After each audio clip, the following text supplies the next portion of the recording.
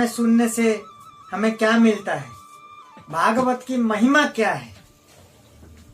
भागवत की जो महिमा है वो हमारी ऑपरेशन थिएटर है। किसका है? हमारी आत्मा की ऑपरेशन थिएटर है। हॉस्पिटल में हमारी शरीर का ऑपरेशन होता है और यहाँ अपने भागवत में आत्मा की ऑपरेशन होता है। ये है हमारे भागवत के महिमा। सनातन गोस्वामी कहते हैं, असाधु साधुता दायना, मतलब असाधु व्यक्ति को साधु बना देता है, वो हमारी भागवत है। साधु किससे कहते हैं? साधु वो नहीं जो दाढ़ी बड़ा बना ले, बड़ा रख ले और बाल लंबी कर ले और धोती कुर्ता पहन ले, वो साधु नहीं है। साधु किससे कहते हैं? साधु जो है जिसमें गुण है, जिसमें गुण है वो साधु है। साधु सिर्फ उन्हीं को अपन नहीं कहेंगे जो दाढ़ी रख ले और बाल लंबे कर ले, सिर्फ वो साधु नहीं होते। उनमें गुण नहीं है तो वो साधु नहीं कहलाते।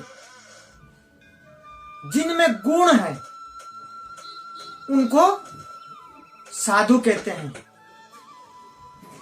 इसी संसार में रह करके पारिवारिक में निभाते हुए सब हम साधु बन सकते हैं। किसने कहा कि साधु के लिए हमें बाल लंबे करना है, दाढ़ी बड़े रखने हैं और घर बार छोड़ के जाना है? उसके लिए सिर्फ गुण होना जरूरी है। तो भागवत सुनने में हमें जीवन में अनेक अनेक लाभ मिलता है। सबसे बड़ी बात यह है कि भागवत सुनने में हमें क्या मिलता है? सहनशीलता मिलता है। हमें भागवत सुनने में सबसे बड़ी चीज हमें प्राप्त होती है, सहनशीलता। आज जो इस कलयुग में जो हो रहा है, घर घर जो और जो संसार में चल रहा है, क्या कारण है?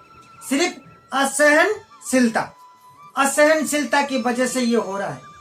जब हम भक्ति मार्ग में आकर के भागवत सुनेंगे, भागवत को जानेंगे और जीवन में उतारेंगे तो हमारे अंदर एक सहनशीलता प्राप्त होगा। हमें एक सहनशीलता जब प्राप्त होता है तो हर चीज हमें प्राप्त कर सकते हैं और हर चीज का हमें लाभ उठा सकते हैं। तो जो ये साधु हैं तो इनमें भागवत सुनने में ही साधु बने हैं। इसी भागवत को सुनने में मन को शांति और गुण हर चीजें हमें प्राप्त होती है, तभी हम इस संसार को जान पाते हैं। तो उपनिषद में मन को घोड़ा कहा गया है। उपनिषद में मन को घोड़ा कहा गया है क्योंकि घोड़ा कभी बैठता नहीं है। आपने देखा होगा हर जानवर को बैठता है, हाथी बैठता है, हर जानवर देखो, किसी भी जानवर को देख लो बैठता है। घोड़ा कभी बैठता नहीं है। और घोड़ा मान लीजिए कभी बैठ भी लिया तो ये समझ लो कि उसके जाने का समय हो गया। जब घोड़ा का मरने का और जाने का समय नजदीक होता है वो बैठता है। तो मन को घोड़ा कहा गया। मन को बस में करने के लिए भागता रहता हमेशा मन, घोड़ा की तरह। उपनिषद में मन को घोड़ा कहा गया। तो मन को बस में करने के लिए हमें भागवत सुनने से मन को बस में कर सकते हैं। मन को तभी हम बस में कर सकते हैं भागवत सुनने में। जीवन के अंदर धन दौलत कितना भी कुछ भी कमा लो, वो जीवन में बड़ा नहीं है। सबसे बड़ा जो हमारे जीवन में दौलत है, वो हमारे जीवन के लिए शांति और सुकून मिलना, वो सबसे बड़ी धन दौलत यही है। ये तभी हम प्राप्त कर पाएंगे जब हम भागवत सुनते हैं। हम ये भागवत सुनने से ही हमें प्राप्त होगा ये चीजें, तभी सभी का हमारी जीवन आनंदमय होगा और मन को शांति मिलेगी। तभी हम मन को बस में कर सकते हैं। तो हमारे जीवन में भागवत जो है बहुत जीवन में एक अहम पार्ट है। ये सभी को हमें मानना चाहिए। तो हमारी भारतवंश में संत साधु रविदास, आपने सब सुना होगा साधु रविदास के कथा। वो बड़ा भक्त थे रविदास। वो अपने सांसारिक और परिवार में रह करके भी वो बड़े साधु थे। और वो करते क्या थे? जूता पॉलिश करके और जूता सिलाई करते थे। और एक ब्राह्मण था, वो मंदिर का पुजारी था। और मंदिर के पुजारी होते हुए भी वो भगवान के ऊपर विश्वास नहीं था। ब्राह्मण होते हुए मंदिर का पुजारी और भगवान के ऊपर विश्वास नहीं था। तो एक बार क्या होता है कि नारद जी वैकुंठ से आ रहे थे।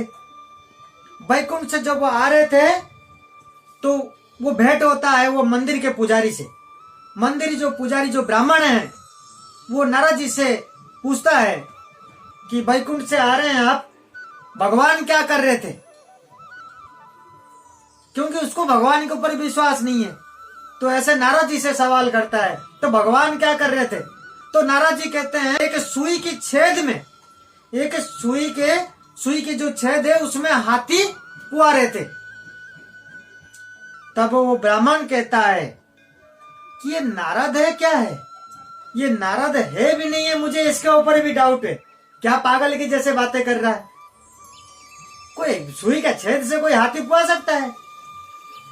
ये नारद है कि नहीं है, मुझे डाउट है। ये नारद ही नहीं है, बेहुदा बातें कर रहा है। इस तरीका से उल्टा बोल करके वो वहां से निकल जाता है। और वहीं कुछ ही दूर में, वहीं पेड़ के नीचे रविदास जी, संत रविदास जो साधु, वो बैठ करके अपना जूता नित्य कर्म जो है जूता पॉलिश करके वो जूता ही सिलाई करने के लिए वहां बैठे हुए थे। जब नारद जी कहते हैं रविदास जी को कि भगवान सुई के छेद से हाथी पुआ रहे थे, आप मानते हो इस बात को? जब वो ब्राह्मण नहीं माना तो आप इसको, ये मैंने ये देख करके आया कि आप ये मानते हैं। बोले प्रभु क्यों नहीं मानूंगा, वो भगवान स्वयं प्रभु है, वो कुछ भी कर सकते हैं। पूरा ब्रह्मांड को वो सुई के छेद में पुआ सकते हैं। वो स्वयं भगवान है, कुछ भी कर सकते हैं। क्यों नहीं कर सकते? कर सकते हैं वो। तब वो साधु रविदास की बात सुन करके नारद जी कहते हैं कि इसी जन्म में आपको वैकुंठ प्राप्त होगा, इसी जन्म में आपको वैकुंठ प्राप्त होगा। उसी साधु को कहते हैं। और नारद जी कहते हैं कि जो वो ब्राह्मण पंडित जो हैं, पुजारी हैं, उसको नरक की प्राप्त होगा, क्योंकि ये जो संसार है ये भगवान की है। तो जो भगवान हमें यहाँ किसने भेजा? भगवान ने भेजा। तो भगवान की जब संसार ये ब्रह्मांड होने की है तो वो कुछ भी कर सकते हैं। इसमें विश्वास नहीं करने की कोई बात ही नहीं, कोई संदेह करने की बात ही नहीं है। जो नारद जी का वो सत्य है। वो जो साधु थे वो रविदास, महान भक्त है भगवान के वो। तो जब हम भागवत सुन करके जब हम भगवान के बारे में जानते हैं, इस संसार में आए, हमें ये करके जाना बहुत ही अति आवश्यकता जरूरी है। क्योंकि जो भी हम इस संसार में भागदौड़ में लगे हुए हैं, जो भी हम प्राप्त कर रहे हैं, हमारे साथ कुछ नहीं जाने वाला। हमारे साथ कुछ जाएगा तो हमारी ये भक्ति भाव और ये धर्म जो हम कर जाएंगे, जो कर्म है, यही हमारे साथ जाएगा। ये सब धन दौलत बिल्डिंग, ये जो भी हम घर बार जमीन जायदाद प्रॉपर्टी कमा रहे हैं, सब ये यहीं रह जाएगा। ये आपको सबको मालूम है, ये सत्य बात है कि हमारे साथ जिसके पीछे हम भाग रहे हैं, आज ये कुछ भी हमारे साथ नहीं जाने वाला। कुछ जाएगा तो हमारी ये भगवान के जो कनेक्शन है, ये जो भक्ति का मार्ग है, ये जो धर्म की बात है, तो ये साथ ले जाएंगे हम भगवान के पास जब जाएंगे। ये सब हमारे कुछ नहीं जाएगा। तो हम और आप, हमको विचार करना है कि हमको जाते टाइम में लेके क्या जाना है, ये हमारे हाथ में है। सोचें आपको करना क्या है।